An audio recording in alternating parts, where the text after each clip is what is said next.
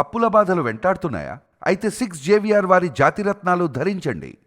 Right, breaking news చూస్తున్నాం మన TV screen పై. నల్గొండ జిల్లా కొండమల్లేపల్లిలో సంచలనం క్రియేట్ చేసిన టీచర్ రూపారెడ్డి హత్య కేసు పోలీసులకు పెద్ద సవాల్గా మారింది. హత్య జరిగి 5 రోజులు గడుస్తున్నా నిందితుల ఆచూకీ లభించకపోవడంతో కేసు తీవ్ర ఉత్కంఠ రేపుతుంది. అయితే ఎస్పీ ఆదేశాల మేరకు రంగంలో దిగిన 3 ప్రత్యేక బృందాలు ప్రతి చిన్న క్లూను జాగ్రత్తగా పరిశీలిస్తున్నాయి. అయితే డే 1 దొరికిన సీసీటీవీ ఫుటేజ్ నుంచి ఈ ఊరి చివర చింత చెట్టు కింద దొరికిన గ్లౌజుల వరకు ప్రతిదాన్ని చాలా క్షుణ్ణంగా పరిశీలిస్తున్నారు పోలీసులు. అండ్ ఈ కేసులో ఇప్పటి వరకు దాదాపుగా 120 మందికి పైగా అనుమానితులు విచారించగా రూపారెడ్డి భర్త రాజేందర్ రెడ్డిని కూడా గత 3 రోజులుగా ప్రశ్నిస్తూ ఆయనకు చెందిన రెండు మొబైల్ ఫోన్స్ కావచ్చు అండ్ ఒక ల్యాప్టాప్ని కూడా అఫీషియల్ సీజ్ చేశారు. పోలీస్ క్వార్టర్స్ సమీపంలోనే ఈ ఘోరం జరగడం నిజంగా దుండగులు రూపారెడ్డి తలపై 2 సార్లు అండ్ శరీరంపై దాదాపు ఆల్మోస్ట్ 30 కత్తిపోట్లు అంత కిరాతకంగా చంపడం స్థానికంగా తీవ్ర కలకలం రేపుతుంది. ఈ దారుణం ప్రొఫెషనల్ కిల్లర్స్ పని అయి ఉంటుందని పోలీసులు అనుమానం వ్యక్తం చేస్తున్న నేపథ్యంలో ఇప్పుడు భర్త విచారణ చాలా కీలక ట్విస్ట్ రేపుతుంది. ఘటనా స్థలంలోని సీసీటీవీ ఫుటేజ్ని పరిశీలించిన పోలీసులు ఆ రెడ్ టీషర్ట్ ధరించి ముఖానికి మాస్క్ అండ్ చేతులకు గ్లౌజులు వేసుకున్న ఒక అనుమానిత వ్యక్తి 6 అడుగుల గోడ దూకి కిచెన్ డోర్ ద్వారా ఇంట్లోకి వెళ్ళినట్టు గుర్తించారు. స్కూల్ నుంచి ఇంటికి చేరుకున్న రూపారెడ్డిని టార్గెట్ చేసిన ఆ వ్యక్తి హత్య తర్వాత వెనుక వైపు నుంచి పారిపోయినట్లుగా గుర్తించారు పోలీసులు. రూపారెడ్డి మొబైల్ ఫోన్ మాయం కావడం కేసులో మిస్టరీని మరింత పెంచుతోంది. దీంతో ఆమె కాల్ డేటాను రికార్డ్స్ ఆధారంగా పోలీసులు డేటాను సేకరిస్తున్నారు. అండ్ స్కూల్ పార్ట్నర్స్ సిబ్బందితో పాటు గతంలో ఆ పాఠశాలలో చదివిన పాత విద్యార్థులను పాత కక్షలో ఉన్నవారిని కూడా ఇప్పుడు పోలీసులు విచారిస్తున్నారు. జిల్లా ఎస్పీ స్వయంగా పర్యవేక్షిస్తున్న ఈ కేసులో లోతైన కుట్ర దాగి ఉన్నట్లు కూడా భావిస్తుండగా త్వరలోనే నిందితులు అరెస్ట్ చేస్తామని పోలీసులు ధీమా వ్యక్తం చేస్తున్నారు. ఇలాంటి నేపథ్యంలో ఒక రూపారెడ్డి కేసులో కీలక ట్విస్ట్ అని చెప్పుకోవచ్చు. భర్తని 3 రోజులుగా విచారిస్తుంటే డే 1 అతను ఎలాంటి దొంగతనం అయితే 4-5 రోజులుగా రూపారెడ్డి హత్య జరిగిన తర్వాత ఆవిడ హ్యాండ్ బ్యాగ్లోని ₹1,00,000 క్యాష్ని చంపిన నిందితులు ఎవరైతే ఉన్నారో వాళ్ళు ఎత్తుకెళ్లారు అని చెప్పి భర్తే చెప్పాడు. ఆల్మోస్ట్ ఆవిడ స్కూల్ నుంచి బయలుదేరి ఈవినింగ్ 5:30కి ఇంటికి రావడం, ఎవరో ఫ్రెండ్స్ వచ్చారని చెప్పి ఆ ఫ్రెండ్స్ ఎవరనేది కూడా ఇప్పటిదాకా భర్త రాజేందర్ రెడ్డి చెప్పలేదు. ఇప్పుడు 3 రోజుల విచారణలో భాగంగా భర్తని పోలీసులు తమదైన స్టైల్లో విచారిస్తే డే 1 నాకు ఆ దొంగతనం జరగలేదని చెప్పాడు. ఆ ₹1,00,000 కూడా అసలు అది పెద్ద మ్యాటర్ కాదు, డబ్బులు పోయాయనే విషయం నాకు తెలీదు అని చెప్పాడు. అండ్ డే 2 అయితే మరి మీడియాలో వచ్చిన కథనాలు చూసారా లేదంటే ఇంకేదన్నా జరిగిందా, కొడుకు తండ్రి ఏదన్నా మాట్లాడుకున్నారా ఏంటో తెలియదు కానీ సరిగ్గా 2వ రోజు విచారణలో పోలీసులకి ఆ ₹1,00,000 డబ్బులు పోయే దొంగతనం జరిగిన మాట వాస్తవం ఏం చెప్పాడు. అండ్ 3వ రోజు విచారణలో ఆవిడ ఫోన్కి నాకు సంబంధం ఏంటి, అసలు ఆవిడకి నేను ఫోనే చేయలేదు కదా. ఈ ఇంటి ఎవరైతే వాళ్ళ ఇంట్లో అద్దెకుంటున్నారో వాళ్ళకి ఫోన్ చేస్తే కనీసం రూపారెడ్డి ఫోన్ లిఫ్ట్ చేయకపోయేసరికి వాళ్ళకి చేశాను. అండ్ వాళ్ళు కూడా ఇంట్లోకి వెళ్ళే సాహసం చేయకపోతే ఇంటి పక్కన ఉన్న స్థానికులకి ఆ ఇంటి పొరుగింటి వాళ్ళకి ఫోన్ చేసి వెంటనే ఒకసారి రూపారెడ్డి దగ్గరికి వెళ్ళండి అని చెప్పి పోలీసులకి అంటే యాజ్ టీజ్గా సేమ్ స్క్రిప్ట్ భర్త రాజేందర్ రెడ్డి చెప్తున్న పరిస్థితి. ఇలాంటి నేపథ్యంలో అసలు భర్త ఎందుకు అబద్ధం చెప్తున్నాడు? ఫస్ట్ ఏమో దొంగతనం జరగలేదని, రెండోసారి ఏమో దొంగతనం జరిగిందని, అండ్ ఆవిడ ఫోన్కు సంబంధించి అసలు నాకు సంబంధం లేదని చెప్పి మాట్లాడుతున్నారు. ఇప్పటికే అంటే పొంతం లేని సమాధానం చెప్పడంతో ఆల్మోస్ట్ ఇప్పటికే ఈ కేసులో ఆ స్కూల్ చుట్టుపక్కల వాళ్ళ పార్ట్నర్స్ కావచ్చు, లేదంటే గతంలో వీళ్ళు చేసిన బిజినెస్ల విషయంలో కావచ్చు, ఎందుకంటే భర్త రాజేందర్ రెడ్డి ఒక రియాల్టర్. దానికి సంబంధించి ఏదన్నా ఒక్క క్లూ అంటే భార్య భర్త మధ్య, భార్య రూపారెడ్డి భర్త రాజేందర్ రెడ్డి మధ్య ఏదన్నా ఫినాన్షియల్ ట్రాన్సాక్షన్స్ పరంగా ఏమన్నా గొడవలు ఉన్నాయా, లేకపోతే భార్య రూపారెడ్డి ఎవరితోనో మాట్లాడుతున్నారనా, లేదంటే ఇంకేదన్నా అంటే ఒక్క చిన్న క్లూ కూడా దొరకకుండా చాలా నీట్గా ప్లాన్ చేశారు. ఇలాంటి నేపథ్యంలో భర్త పొంతం లేని సమాధానాలు చెప్తుండడంతో ఇటు పోలీసులకి అనుమానం కలుగుతుంది. యాజ్ ఇట్ ఈస్గా సరే ఆయన చెప్పే స్క్రిప్ట్ ఏదైతే ఉందో అదే స్క్రిప్ట్ని డే 1, డే 2, డే 3 చెప్పినా పోలీసులు పెద్దగా పట్టించుకునేవాళ్ళు కాదు. ఎందుకంటే అంటే ఒకటే చెప్తున్నాడులే ఎంత మాట్లాడినా అని చెప్పి అనుకునేవాళ్ళు. ఇది కాకి సినిమాలో బేగుణా సాబ్ అని ఉంటారు కదా, అంటే నేను నిర్దోషిని సార్, వాడిని ఎంత టార్చర్ పెట్టినా సరే పోలీసులు 3rd డిగ్రీ ఇచ్చినా సరే ఎంత లిటరల్గా ఎంత టార్చర్ పెట్టినా సరే లాస్ట్కి వాడు చెప్పేది ఏంటంటే కనీసం ఒక 50 నుంచి 100 సార్లు మే భేగుణా సాబ్ మే భేగుణా సాబ్ నేను నిర్దోషిని సార్ అని చెప్తాడు. సో ఇలాంటి నేపథ్యంలో భర్త రూపారెడ్డి ఆవిడ ఫోన్ గురించి ఎందుకు మాట్లాడట్లేదు అసలు?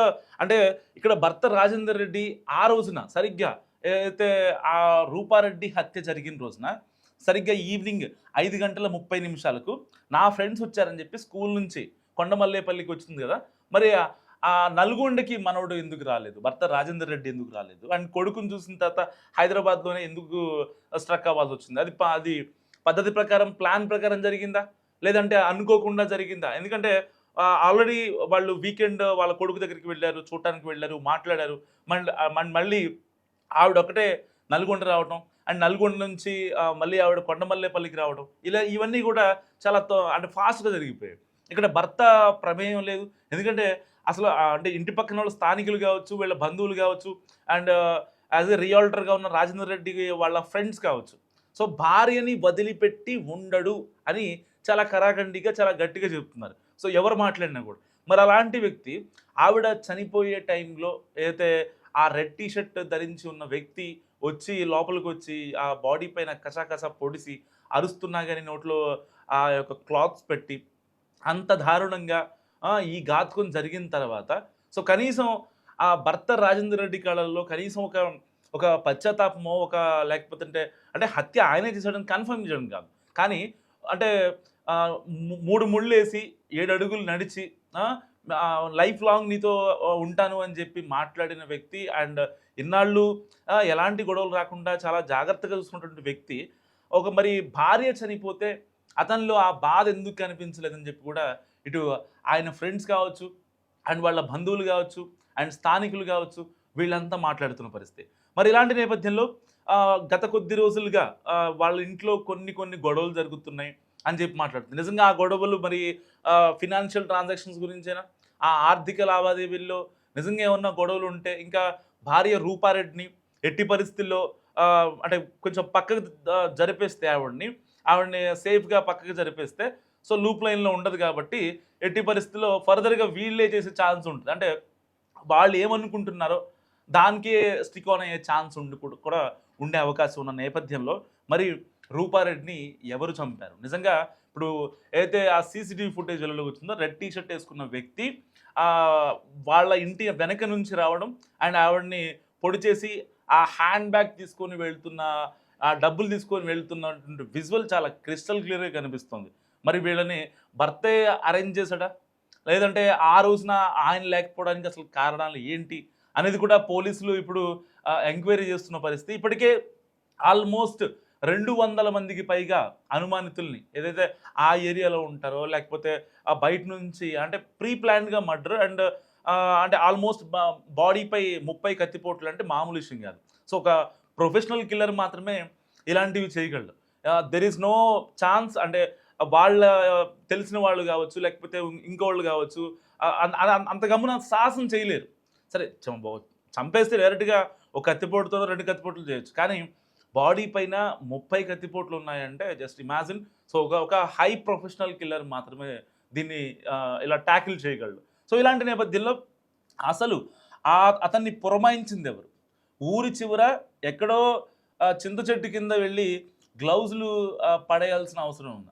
దట్టు అవి రక్తపు గ్లౌజులు, అంటే ఆల్మోస్ట్ అన్ని కత్తిపోట్లు పొడిచిన తర్వాత ఆ రక్తపు మరకలు అంటుకునే అవకాశం ఉంది కాబట్టి సో ఆ గ్లౌజుల్ని అక్కడే ఎందుకు పడేయాలి? నిజంగా ఒకవేళ కనుక అంటే ఎవరో బయట వాళ్ళు వచ్చి చేశారు, సో బయట వాళ్ళు వచ్చి ఈ రూపారెడ్డిని హత్య చేశారు కాబట్టి అక్కడ ఎలాంటి ఊళ్ళో వాళ్ళు కావచ్చు, తెలిసిన వాళ్ళు కావచ్చు, ఇలాంటి వాళ్ళు చేయలేదు అని అనుకోవడానిక, లేదంటే ఇటు భర్తకి సంబంధం లేదు అని చెప్పి అంటే అంటే ఇక డాట్స్ని కనెక్ట్ చేసుకుంటే ఏది ఎటు వెళ్తుందో అర్థం కానట్టు సిచ్యువేషన్. ఇప్పటిదాకా కేవలం ఒక ఇన్నోసెంట్ ఆవిడకి ఎవరితో కూడా బేసిక్గా గొడవలు లేవు, స్కూల్ చూసుకుంటారు, ఇటు ఫ్యామిలీ, కొడుకుతో ఫోన్ మాట్లాడటం, వాళ్ళ అమ్మలతో ఫోన్ మాట్లాడటం, ఇంతవరకే.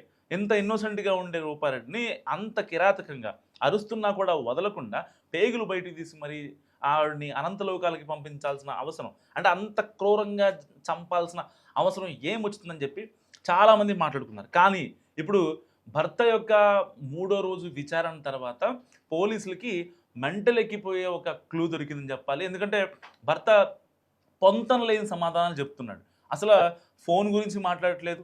అండ్ దొంగతనం ఎలా జరిగింది ఏంటంటే దాని గురించి స్కిప్ చేస్తున్నాడు. సో ఇలాంటి నేపథ్యంలో భర్తపై పోలీసులు అంటే అతనే చేశాడు, లేదంటే అతను చేయించాడు. సో ఇప్పటికే అతని ఫోన్‌ని గానీ, అతని ల్యాప్‌టాప్‌ని గానీ అండ్ అతని దగ్గర 2 ఫోన్స్ ఉన్నాయి. అవన్నీ సీజ్ చేశారు.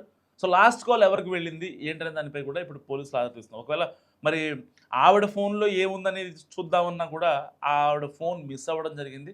మరి ఆ ఫోన్ ఎప్పుడు దొరుకుతది? అంటే లాస్ట్ సిగ్నల్ ఎక్కడికి వెళ్ళింది? ఏంటి అనేది కూడా ఇప్పుడు పోలీసులు ఆరా తీస్తున్న పరిస్థితి. ఒకవేళ ఆవిడ మెయిల్ ఐడీ దొరికినా సో ఆ మెయిల్ ఐడీ త్రూగా ఎందుకంటే వాళ్ళ కొడుకుని కూడా ఇప్పుడు విచారించే అవకాశం ఉంది. సో వాళ్ళ కొడుకు మెయిల్ ఐడీ వాడుతుందని పోలీసులు చెప్తున్న పరిస్థితి. అంటే ఒక చిన్న క్లూ దొరికింది పోలీసులకి. ఒకవేళ ఆ మెయిల్ ఐడీ తీసుకుంటే is there any chats? Is there any pics or something? Is there any conversations? WhatsApp conversations ఏమన్నా ఉండే అవకాశం ఉందంటూ కూడా పోలీసులు మాట్లాడుతున్నారు. సో ఈ కేసు గురించి మీరేమనుకుంటున్నారు? మస్ట్ కామెంట్ చేయండి.